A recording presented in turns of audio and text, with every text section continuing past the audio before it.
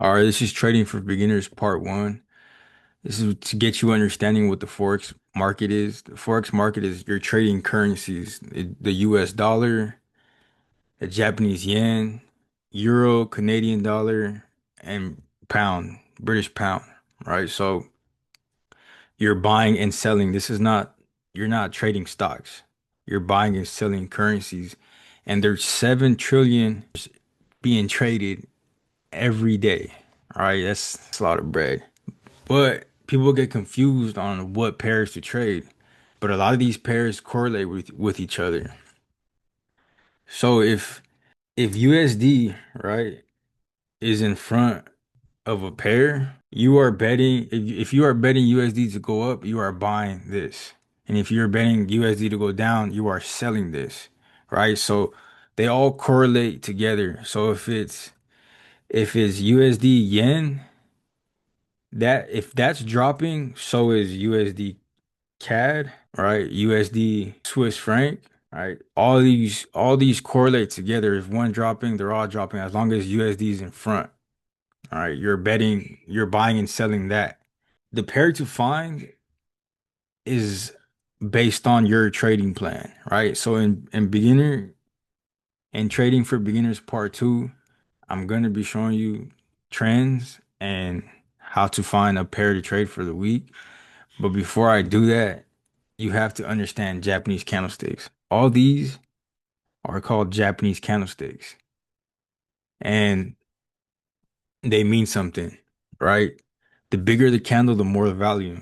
So this the Forex is a game of bulls and bears, right? That's the vocabulary for trading. They call the bulls buyers and the bears sellers, right? So before I get into the part 2, you on your own time and have to understand what these candles mean, and it's very easy because it's just a game of fucking buyers and sellers, right? So the bigger the candle, the more the value.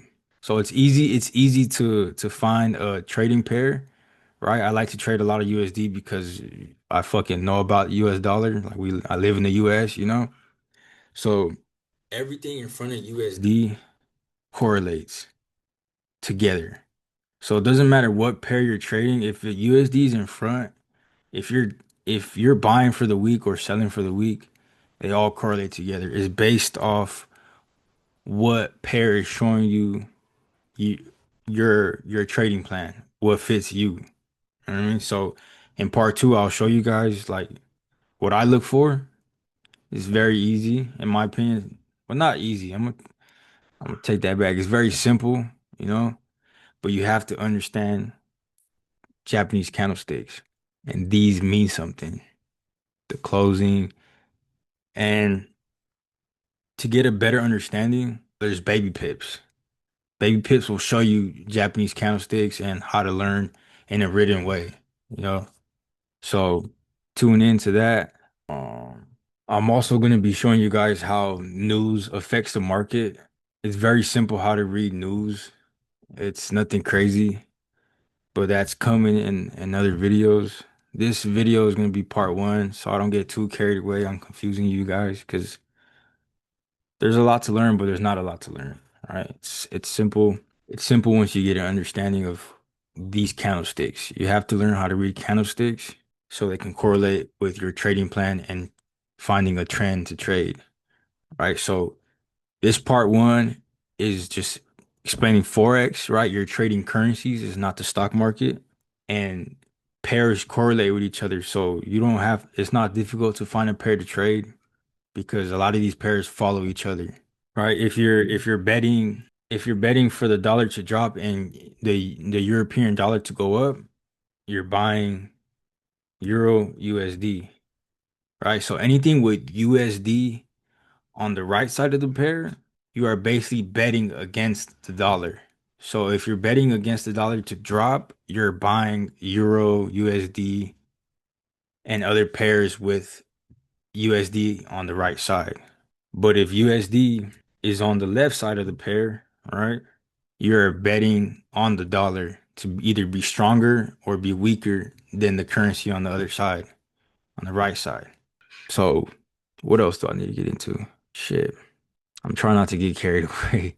That's about it. Go to Baby Pips to understand Japanese candlesticks and stay tuned for part two, where I could break down a pair and show you what I look for.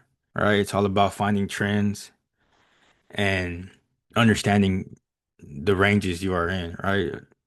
So it's simple. Part two is simple. Trust me.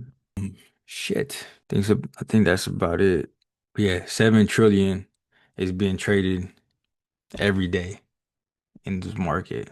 So you're going against some big whales in this shit. But yeah, guys, I think that's about it for this part one. Stay tuned for part two.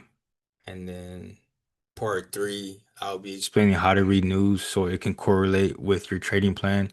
Because there's two different types of traders, right? You got a technical trader, which is somebody who they call it technical analysis, right? So a technical analysis trader is someone that trades off patterns, indicators, and fucking just charts. You're basing off charts. Fundamental trader is someone who moves off economic news, like what happens in the US dollar, like inflation, fucking anything that has to do with the news, political news on our dollar, right? Unemployment claims, like shit like that. But I'm someone that does both fundamental and technical. If I'm selling a pair and news for the week comes out negative for US dollar, me already being a technical trader, right? I'm looking at the chart, I'm understanding trends and everything. I have news to back up my sell or my buy depending on what type of news is for the week, right? Like for example, the S&P 500, right? You can trade that. That's the S&P 500 is the top 500 stocks. When fucking Trump was I mean, the tariffs are still going on, but when he first got elected, the beginning of this year, and he was fucking putting tariffs on everyone, the stock market was tanking, dropping. So if me already knowing that tariffs is affecting the stock market and my technical analysis, right, the chart that I'm looking at is showing me sales because I'm understanding Japanese candlesticks and I'm understanding breakouts with the trend. It's a double confirmation, all right? So people call like us traders gamblers, but it's not gambling when you have high probability trades like that, right? I don't know the market 100% because if I did, I'll be rich as fuck, but you have to have a high win rate, and the biggest part, and I can't wait to get into this video, is trading psychology. That is the biggest thing because you can't come in with the outside world information as far as like trying to get paid every day, greed, the fear of missing out, like an attachment to money. You can't come into the market having an attachment to money because you won't think straight. Over leveraging, like risking more than you can afford to lose. Like, that's gonna be a way longer video because I like talking about that shit. But just play this video back, go to babypips.com if you're a little bit more confused. But yes, the Forex market is currencies. I got this shit fucking tatted on my fingers. I'm locked in on this shit. I'm coming for it all. But yeah, hope you guys enjoy this video. I'm trying not to get too carried away with this shit. It's a lot easier talking to someone that what, knows what they're looking at in the market.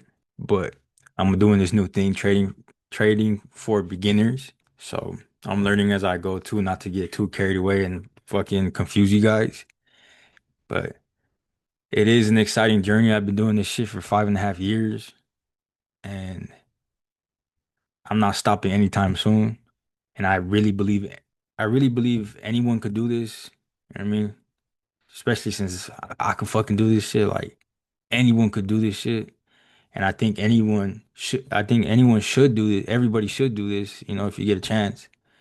Because it's you and the markets. You don't have a fucking team, and it's just you. If you lose, it's on you. If you win, it's on you. Like you lose money, it's your fault. So I like that type of responsibility where I don't have to fucking, answer to no one but myself. So just stay tuned. You guys have a good one.